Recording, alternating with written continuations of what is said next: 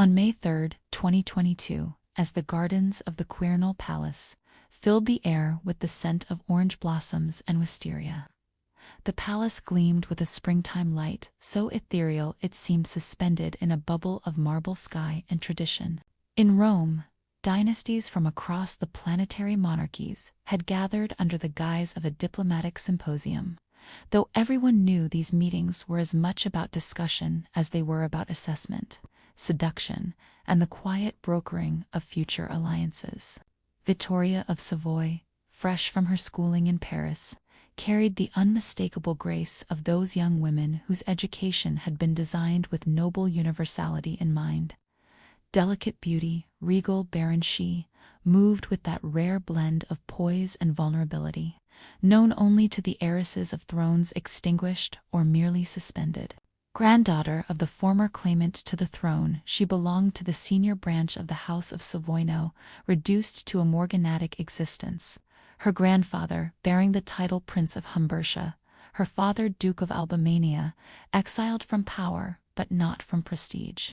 She walked through the gallery of splendor beneath frescoes of triumph and tapestries, recalling the days when Italy fancied itself the center of the world, escorted by a ceremonial officer whose composed smile and dignified restraint betrayed a strict upbringing.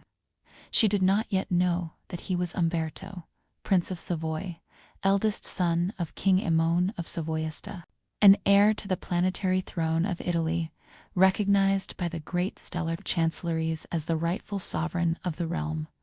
The stir that overtook her was immediate.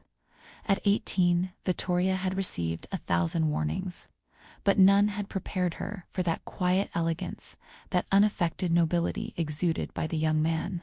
His eyes an emerald green as deep as the alpine forests met hers, and in that moment a feeling as ancient as the kingdoms themselves stirred in her veins. All around them, dignitaries conversed, distant bells tolled, and servants moved like shadows through the porphyry lodges. Yet for her, the world had narrowed to that one figure. She spoke to him at length, unaware of his identity, confiding in him as one might to a sudden, sacred confidant. She spoke of the heavy destiny her house had assigned her, a promised engagement to the heir of the king, whom she believed to be a mere boy of 13, descended maternally from a junior Greek royal line, and whom she had only glimpsed in glossy magazines. She felt betrayed by her own, reduced to a diplomatic pawnwin. All she longed for was a living love, a man who could carry both a kingdom and her gaze. And there he stood by some cruel twist of chance, a 29-year-old man, restrained in charm, rare in courtesy, who listened to her as if receiving a sacred revelation. Umberto, for his part, knew from the first instant who she was, the descendant of the senior line, heiress to the blood of the King and Queen of May. He knew what she did not yet, that their once impossible union had found new political relevance through St.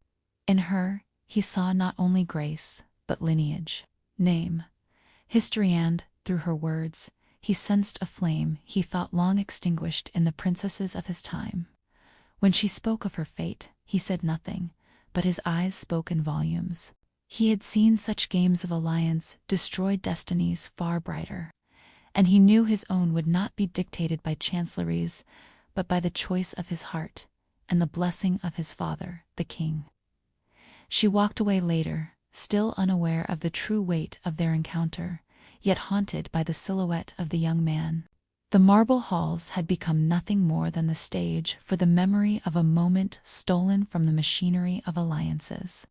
That night, in her chambers, she thought of him with a burning intensity, knowing nothing of his name but certain she had glimpsed her future.